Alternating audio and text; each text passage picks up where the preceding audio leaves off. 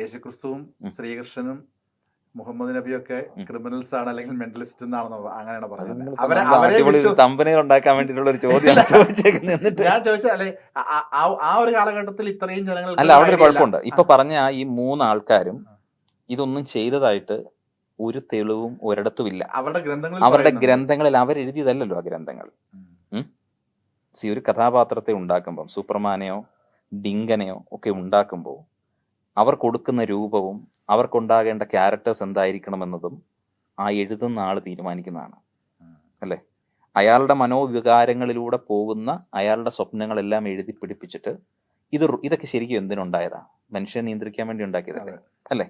രാജഭരണകാലങ്ങളിൽ മനുഷ്യനെ നിയന്ത്രിക്കാൻ വേണ്ടി അവനെ ഫിയർ ഇവോക്കേറ്റ് ചെയ്താൽ മാത്രമാണ് ഒരു മനുഷ്യനെ ഫിയർ ഇവോക്കേറ്റ് ചെയ്ത് കഴിഞ്ഞാൽ അവൻ തീർന്നു.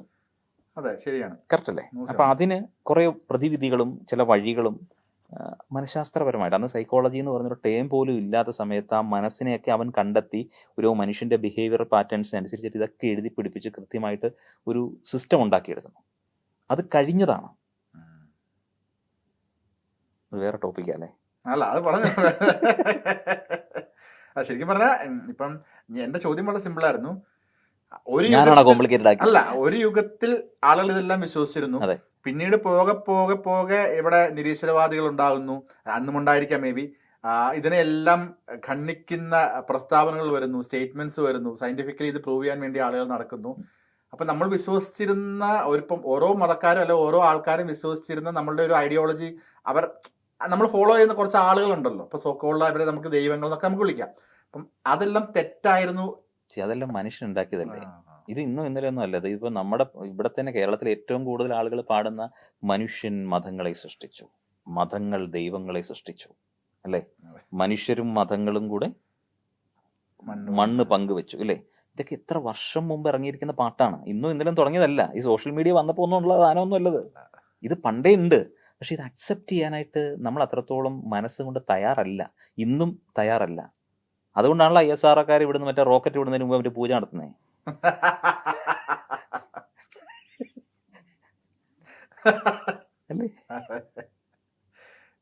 നിബിൻ വിശ്വാസിയാണോ? എന്തില്?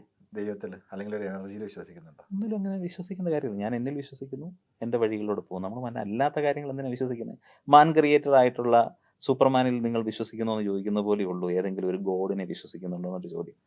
ഈ കഴുത്തിലിട്ടിരിക്കുന്ന മാല ഇവിടെ എന്ത് മാലയായിരിക്കും? അതൊരു വിശ്വാസമൊന്നുമല്ല. ഇതൊരു അടിപൊളി ഒരു സാധനം. എനിക്കൊരു ഫ്രണ്ട് എനിക്ക് ഗിഫ്റ്റ് ചെയ്തപ്പോൾ ഞാൻ മേടിച്ചിട്ടതാണ്. വെള്ളിയിൽ തീർത്തിട്ട് ഒരു ഇത്രേ ഉള്ളൂ. അതിനകത്ത് വിശ്വാസമായിട്ടൊന്നും ഒരു ബന്ധമില്ല. എന്ന് മുതലാണ് ഈ തോട്ട് പ്രോസസ്സിലേക്ക് എത്തിയത്? ഐ മീൻ, ഒരു അമ്പലത്തിൽ പോകുന്ന ഒരു ഏജ് ഉണ്ടാവുമല്ലോ, അല്ലെങ്കിൽ ഒരു പള്ളിയിൽ പോകുന്ന ഏജ് ഉണ്ടാവും, വിശ്വസിക്കുന്ന ഞാൻ ക്രിസ്ത്യൻ ഫാമിലിയിൽ ജനിച്ചു വളർന്ന ആളാണ്. ഏതിലാണെന്നുണ്ടെങ്കിൽ നമ്മൾ ഒരു കാലഘട്ടത്തിൽ 8th സ്റ്റാൻഡേർഡ് മുതൽ അന്വേഷണങ്ങൾ തുടങ്ങി. അതിന് മുന്നേ വരെ ഒരു വിശ്വാസം. ആ സമയത്തുണ്ടല്ലോ ഈ ഇടമറുകിന്റെ ഒക്കെ പുസ്തകങ്ങൾ ഈ ട്യൂഷൻ പഠിക്കാൻ പോകുന്ന ക്ലാസ്സിൽ ടീച്ചറിന്റെ ടേബിളിൽ ഇരിപ്പുണ്ട്. ഈ സാധനമൊക്കെ വായിക്കാൻ തുടങ്ങിയപ്പോഴാണ് എനിക്ക് കാര്യങ്ങളുടെ ഗൗരവങ്ങൾ മനസ്സിലായി തുടങ്ങിയത്. ഞാൻ ചിന്തിക്കുന്നതൊക്കെ ഇതിനകത്ത് എഴുതി വെച്ചിട്ടുണ്ട്. നമുക്ക് ആ സമയങ്ങളിലൊക്കെ ചോദ്യങ്ങൾ ഉണ്ടാവുമല്ലോ. ഒരു 10 വയസ്സ് മുതൽ ഒരു 15 വയസ്സ് വരെയുള്ള സമയത്ത് നമുക്ക് ഒരുപാട് ചോദ്യങ്ങൾ. അപ്പൊ ആ ചോദ്യങ്ങളൊക്കെ എൻ്റെ മനസ്സിൽ വരുമ്പോൾ അതിനൊക്കെ ഉള്ള കുറച്ച് ചോദ്യങ്ങളുടെ ഉത്തരങ്ങൾ പോലെ തോന്നുന്ന കുറെ കാര്യങ്ങൾ ഇടമറുകിന്റെ ഒക്കെ ബുക്കുകളിലൊക്കെ അന്ന് ഞാൻ കണ്ടിട്ടുണ്ട്. അപ്പൊ പിന്നെ ഇതിനെ ട്യൂഷൻ ടീച്ചറിനോട് ചോദിക്കുക എന്നുള്ളതാണ്. ട്യൂഷൻ ടീച്ചറും വലിയ വിശ്വാസിയാണ്. അപ്പം ആ പുള്ളി തന്നെയാണ് ഇത് കൊണ്ട് വീട്ടിൽ വെച്ചിരിക്കുന്നത് വായിക്കാൻ. അപ്പൊ പുള്ളിയുടെ ചോദ്യങ്ങളും ഉണ്ട് എന്നുള്ളൊരു അർത്ഥമാണ്. അപ്പം പുള്ളിയും കുറെ കാര്യങ്ങളൊക്കെ പറയും. പിന്നീട് ഞാൻ എൻ്റെ മനസ്സിൽ കിടന്ന കാര്യങ്ങൾ ഞാൻ റെഫർ ചെയ്യാനായിട്ടും ഒക്കെ പോയപ്പോഴാണ് എനിക്ക് ഏകദേശം ഇതിൻ്റെ ഒരു റൂട്ട് എനിക്ക് കിട്ടിയത്. ഇത് തെറ്റാണെന്ന് ഞാൻ അഭിപ്രായപ്പെടുന്നില്ല. ഇത് ഏതെങ്കിലും മനുഷ്യന് പേഴ്സണലി ഗുണം ചെയ്യുന്നുണ്ടെങ്കിൽ അത് അവൻ്റെ പേഴ്സണൽ ഹാപ്പിനെസ് ആണ്. അൾട്ടിമേറ്റ്ലി നമ്മളൊക്കെ ജീവിക്കുന്നത് എന്തിനു വേണ്ടിയിട്ടാണ്? എത്ര പണം, എത്ര ഗാഡ്ജറ്റുകൾ, എത്ര പ്രശസ്തി ഉണ്ടെങ്കിലും സന്തോഷമായിട്ട് നമുക്കൊരു ദിവസം കിടന്നുറങ്ങാൻ പറ്റണം, പ്രഭാതത്തിൽ ഒരു ചെറിയ പുഞ്ചിരിയോടുകൂടി ഉണരാൻ പറ്റണം. ഇത്രയേ ഉള്ളൂ അല്ലേ.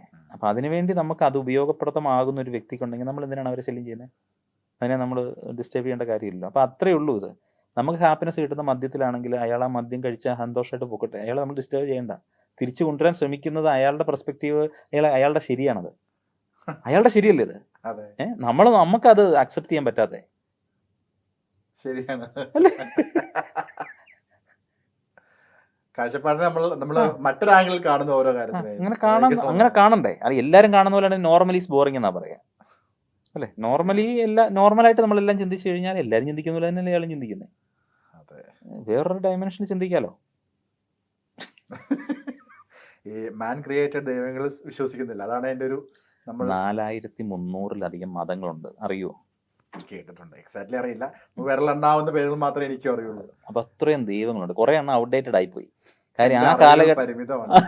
അതെ. അപ്പൊ അത് ആ ഗ്രീക്ക് ദൈവങ്ങളുടെ ഒക്കെ ചരിത്രമൊക്കെ, ഗ്രീക്ക് ദൈവങ്ങളൊന്നും ഇപ്പൊ ഇല്ല, ഇല്ല. അവരൊക്കെ തീർന്നു, എക്സ്പയർ ആയി. കാരണം ഈ ആൻഡ്രോയിഡിന്റെയും ഐഫോണിന്റെ ഒക്കെ അപ്ഡേറ്റ് ദൈവത്തിലേക്ക് ഇപ്പൊ നമ്മള് ഹൃതിക് റോഷനെയൊക്കെ അപ്ഡേറ്റ് വരുന്ന പ്ലേസ് ചെയ്തു. ഈ അപ്ഡേറ്റ് വരുമ്പോൾ ബഗ്ഗുകൾ പോകുന്നെന്ന് പറഞ്ഞ പോലെ കുറെ ബഗ്ഗുകൾ അങ്ങ് പോയി. പിന്നെ ഇപ്പൊ അവശേഷിക്കുന്ന കുറെ സാധനമുണ്ട്, അത് പതിയെ പതിയെ പൊക്കോണ്ടിരിക്കും.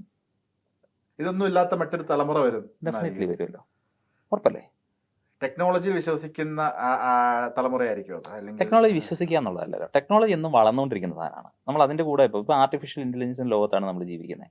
ഇപ്പൊ നാനോ ബനാനോ എന്ന് പറയുന്ന സാധനം അറിയത്തില്ലാത്ത എത്ര പേരുണ്ടാവും അവിടെ? ഒരുപാട് ആൾക്കാരുണ്ടാവും, അല്ലേ? എന്തിനാണ് ഞാനത് അറിയുന്നത് എന്നൊരു ചോദ്യമുണ്ട്. ഇനിയുള്ള കാലത്ത് എല്ലാം അറിഞ്ഞിരിക്കണം. ചാറ്റ് GPT ഇന്നേ വരെ ഓപ്പൺ ചെയ്തിട്ടില്ല, ആപ്പ് കയ്യിലില്ലാത്ത എത്രയോ ആൾക്കാർ ഇന്നുണ്ടാവും. അപ്പൊ ഇത് മെജോറിറ്റി ആയിരിക്കും അത്. പക്ഷെ അത് അപ്ഡേറ്റ് ചെയ്യാത്തത് അവരുടെ കുഴപ്പമാണ്. അവർക്ക് വേറെ പല കാര്യങ്ങളാണ് അവർ എൻഗേജ്ഡ് ആയിരിക്കുന്നത്. ഇപ്പൊ ഗൂഗിളിൽ ഇപ്പൊ 2000 രൂപയുടെ നോട്ട് ക്യാൻസൽ ചെയ്തത്, 2000 രൂപയുടെ നോട്ടല്ലേ നമുക്ക് ക്യാൻസൽ ചെയ്തത്, ഇപ്പോഴും അത് ക്യാൻസൽ ചെയ്ത് അറിഞ്ഞിട്ടില്ലാത്ത ഒരു അമ്മച്ചിയെ കുറിച്ച് കഴിഞ്ഞ ദിവസം പത്രത്തിലുണ്ടായിരുന്നു. അമ്മച്ചിയുടെ പെട്ടി തുറന്ന് ഇപ്പൊ കുറെ പൈസ ഇരിക്കുന്നതിനകത്ത്. ആ അമ്മച്ചിയോട് നമുക്ക് എന്നാ പറയാൻ പറ്റും? അമ്മച്ചി നമുക്ക് ചെറുതായി കാണാൻ പറ്റുമോ? അവരുടെ ലോകം അത്രയും ചെറുതാ, അത് വളരാൻ അനുവദിച്ചിട്ടില്ല ചുറ്റുമുള്ള ആൾക്കാരെ. നമ്മൾ സംസാരിക്കുമ്പോഴല്ലേ അത് അങ്ങനെയും കൂടെ ഒക്കെ ചിന്തിക്കാമല്ലോ എന്നൊക്കെ ചിന്തിക്കുന്ന ആ ഒരു ചിന്ത എത്തണമെന്നുണ്ടെങ്കിൽ സോഷ്യൽ മീഡിയയോ അല്ലെങ്കിൽ മാധ്യമങ്ങളോ അല്ലെങ്കിൽ കൂടെയുള്ളവരോ അതൊക്കെ പറയണ്ടേ? തീർച്ചയായിട്ടും. ഇത്രയും വൈഡായില്ലേ നമ്മുടെ ഈ കാര്യങ്ങളെല്ലാം. നമ്മൾ വേറെ ഏതോ ചോദ്യങ്ങൾ എന്ന് പറയുമ്പോഴല്ലോ, ആക്ച്വലി ഞാൻ ഒരു ചാറ്റ് GPT അല്ലല്ലോ, കാരണം ചോദ്യങ്ങൾക്ക് ഉത്തരം തരലല്ലോ. അല്ല, ഞാൻ ആ ചാറ്റ് GPTയുടെ കാര്യം പറഞ്ഞുകൊണ്ട് ഞാൻ പെട്ടെന്ന് ഒരു സാധനം പറഞ്ഞതേ ഉള്ളൂ കേട്ടോ. ഈ നമ്മൾ ആത്മീയത പറഞ്ഞപ്പോഴാണ് നമ്മൾ ഇങ്ങനെ ഇങ്ങനെ പോയത്. ഇത് കണക്ട് ചെയ്ത് നമ്മുടെ യോഗിയുടെ ആത്മകഥ എന്ന് പറയുന്ന ഒരു ബുക്കില് അദ്ദേഹം ആദ്യത്തെ ഒരു 3-മത്തെയോ 4-മത്തെയോ അധ്യായത്തിൽ അദ്ദേഹം എഴുതിയൊരു അദ്ദേഹത്തിന് അനുഭവമുണ്ട്. ചെറുപ്പത്തിൽ അദ്ദേഹവും അച്ഛനും ഒരു വീട്ടിൽ താമസിക്കുന്ന സമയത്ത് അമ്മയുടെ വീട്ടിലാണ്. അപ്പം ഒരു രാത്രി അമ്മ ഇദ്ദേഹത്തിനോട് ഒന്ന് പറയുന്നിട്ട് ഇദ്ദേഹം സ്വപ്നം കാണുവാണ്, നാളെ രാവിലെ വന്നാൽ നിനക്ക് എന്നെ കാണാം, രാവിലേക്ക് ശേഷമാണ് വരുന്നതെന്നുണ്ടെങ്കിൽ ഞാൻ ഉണ്ടാവില്ല എന്ന് അമ്മ വന്ന് പറയുന്ന പോലെ ഇദ്ദേഹത്തിന് അനുഭവപ്പെടുകയും അത് അച്ഛനോട് പറഞ്ഞപ്പോൾ അച്ഛൻ അത് ചിരിച്ചു തള്ളുകയും ചെയ്തു. പിന്നീട് ഇതേപോലെ ഉച്ചയൊക്കെ ആയ സമയത്ത് അവിടെ നിന്നും ആള് വന്ന് അമ്മ മരിച്ചു, 10 മണിയാകുമ്പോഴത്തേക്കും മരിച്ചുപോയി എന്നൊരു അറിയിപ്പ് കിട്ടുന്നു എന്ന് പറഞ്ഞ അനുഭവം എഴുതിയിട്ടുണ്ട്. അപ്പം ഇത് വർഷങ്ങൾക്ക് മുന്നേ വായിച്ചിട്ടുണ്ടാവുന്ന തോന്നുന്നു, ആ ബുക്കാണ്. ഇതേ അനുഭവം എനിക്ക് തോന്നുന്നു ജസ്റ്റിസ് VR കൃഷ്ണയ്യർ അദ്ദേഹത്തിന്റെ ഒരു ബുക്കിൽ, മരണാനന്തര ജീവിതം എന്നാണെന്ന് തോന്നുന്നു ആ ബുക്കിന്റെ പേര്, തെറ്റാണെങ്കിൽ ക്ഷമിക്കണം, ആ ബുക്കിൽ അദ്ദേഹം പരാമർശിച്ചിട്ടുണ്ട്. അദ്ദേഹത്തിന്റെ അടുത്ത ഒരു ഫാമിലി പറഞ്ഞത്, സ്ഥിരമായിട്ട് കുട്ടി വെളുപ്പിന് 4 മണിക്ക് എണീറ്റ് പഠിക്കുന്ന സ്വഭാവമുണ്ട്. അപ്പോൾ ഈ കുട്ടി എന്നും 4 മണിക്ക് എണീറ്റ് പഠിക്കും. അങ്ങനെ പോകുന്ന സമയത്ത് ഈ കുട്ടിയുടെ അച്ഛൻ മരിച്ചുപോയി. അപ്പോൾ പിന്നീട് ആ കുട്ടി വെളുപ്പിനിട്ട് പഠിക്കാറില്ല. അതിൻ്റെ അകത്ത് നിന്ന് റിക്കവർ ആവുന്ന സമയത്ത് രാവിലെ എണീറ്റ് പഠിക്കാറില്ല. അപ്പം ഒരു ദിവസം അമ്മ ചോദിച്ചാൽ നീ എന്തുകൊണ്ടാണ് പഠിക്കാത്തതെന്ന് ചോദിച്ചപ്പം, അല്ലെങ്കിൽ പഠിക്കാൻ വേണ്ടി എഴുന്നേറ്റു, പക്ഷെ ആ കുട്ടി പഠിക്കാൻ വേണ്ടി വീണ്ടും കിടന്നു. അപ്പോൾ അമ്മ ചോദിച്ചാൽ നീ എണീറ്റിട്ട് എന്തുകൊണ്ടാണ് പോകാത്തതെന്ന് ചോദിച്ചപ്പോൾ ആ കുട്ടി പറഞ്ഞു, അമ്മ ഞാൻ എഴുന്നേറ്റ് കഴിഞ്ഞപ്പം അച്ഛൻ ഈ മുറിയിൽ നിന്നും അപ്പുറത്തെ മുറിയിലേക്ക് പോകുന്നത് ഞാൻ കണ്ടു എന്ന് പറഞ്ഞു. അപ്പോൾ പെട്ടെന്ന് ഇവർ ആ മുറിക്ക് ചെന്നപ്പോൾ അവിടെ അങ്ങനെ ഒരാളില്ല, മരിച്ചുപോയ അച്ഛൻ ഈ മുറിയിൽ നിന്ന് അപ്പുറത്തെ മുറിയിലേക്ക് പോകുന്നതായിട്ട് എനിക്ക് തോന്നി എന്ന് പറഞ്ഞു. ചിലപ്പോൾ തോന്നലായിരിക്കാം. ഇതേപോലെ തന്നെ മരിച്ചുപോയ ഒരുപാട് ആളുകളെ പലയിടങ്ങളിലായിട്ട് തോന്നലുകളിൽ വന്നു എന്ന് പറയുന്ന അനുഭവമുണ്ട്. ഇത് ഞാൻ എത്രയും പേഴ്സണലി പറഞ്ഞാൽ എൻ്റെ അമ്മയ്ക്ക് അനുഭവം ഉണ്ടായിട്ട് എന്നോട് പറഞ്ഞിട്ട്, അമ്മയുടെ അമ്മ മരിക്കുന്ന സമയത്ത് അമ്മ ഭയങ്കര ഡൗൺ ആയിപ്പോയ ഒരു സമയമായിരുന്നു എൻ്റെ അമ്മയുടെ അമ്മ മരിച്ചത്. അപ്പം ആ ഒരു സമയത്ത് അമ്മ മരിച്ചുപോയ അമ്മയുടെ ഒരു നിഴൽരൂപം പോലെ കണ്ടു, അത് അമ്മയെ ഫോളോ ചെയ്യേണ്ട അമ്മയ്ക്ക് തോന്നി എന്ന് പറഞ്ഞ ഒരു അനുഭവം ഇന്നും. അപ്പം ഞങ്ങളും പറയും അമ്മ വെറുതെ അമ്മയുടെ മനസ്സിൽ കിടക്കുന്നുണ്ട് തോന്നണമെന്ന് പറയും, പക്ഷെ ഇന്നും അമ്മ അത് സമ്മതിച്ചു തരാം, അല്ല ഞാൻ കണ്ടതാണ് എന്ന് പറഞ്ഞൊരു അനുഭവമുണ്ട്. അപ്പം ഇതിനൊക്കെ എന്തായിരിക്കും ഒരു എക്സ്പ്ലനേഷൻ പറയാനുള്ളത്? ഒരു വ്യക്തികൾക്ക് തോന്നിയിരിക്കുന്ന ചിന്തകളെ സയന്റിഫിക് ആയിട്ട് നമ്മൾ അതിനെ കാണണം.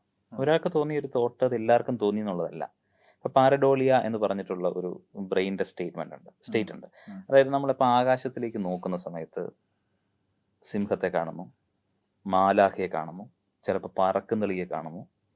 നമ്മൾ വലിയൊരു ഘോര വനത്തിലേക്ക് പോകുന്നതിന് മുമ്പ് ഒരാൾ പറഞ്ഞിടാ നല്ലൊരു കൊമ്പനാനയുണ്ട് സൂക്ഷിക്കണം എന്ന് പറഞ്ഞിട്ടുണ്ട്.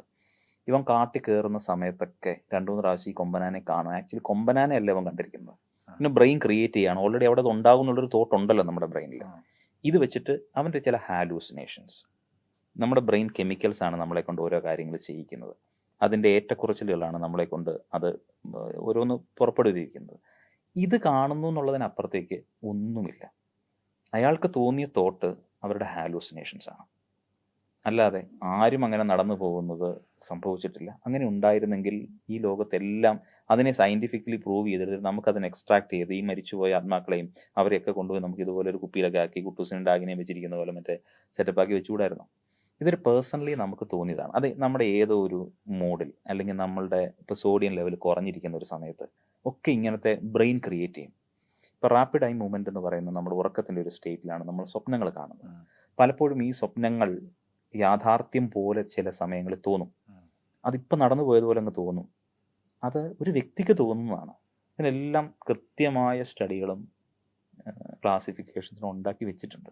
ഇതൊന്നും ആൾക്കാർ വായിക്കില്ല, അല്ലെങ്കിൽ അത് പഠിക്കാൻ ശ്രമിക്കില്ല. ഇതിങ്ങനെ പിന്നെയും പറഞ്ഞുകൊണ്ടിരിക്കും. ഇപ്പം ഭൂതം പ്രേതത്തിൻ്റെ സാധനമല്ലേ പറഞ്ഞതിനോട്?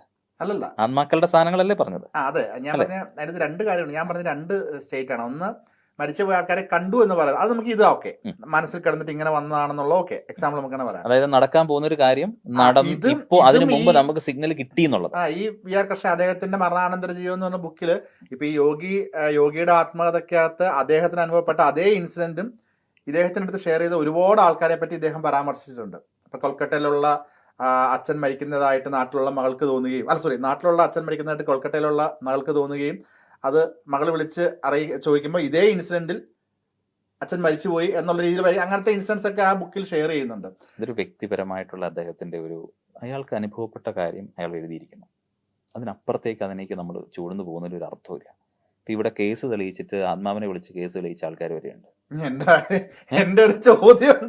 അപ്പൊ അയാളെയൊക്കെ ശരിക്കും നല്ലൊരു സൈക്കാട്രിസ്റ്റിനെ കാണിച്ചിട്ട് നല്ല മെഡിസിൻ കൊടുക്കേണ്ട ആളാണെന്നാണ് ഞാൻ പേഴ്സണൽ അല്ല, എന്റെ പേഴ്സണൽ ഞാനിതൊക്കെ കാണണം. ഇത്രയും പൊസിഷനിൽ ഇരിക്കുന്ന ഒരു മനുഷ്യൻ ഇത് ഇങ്ങനെ പറഞ്ഞുകൊണ്ട് നടക്കണം. അത് ശരിക്കും കേട്ടിട്ട് ഞാൻ വണ്ടറടിച്ചതാണ്. അദ്ദേഹം ഒരു ഇത്രയും ഉന്നത ഉദ്യോഗസ്ഥൻ ഇങ്ങനെ ഒരു മരത്തിനെ പക്ഷെ അത് തെളിഞ്ഞു എന്നുള്ളത് മറ്റൊരു സത്യമാണ്. അത് തെളിഞ്ഞത് അങ്ങനെ ആവണമെന്നില്ല.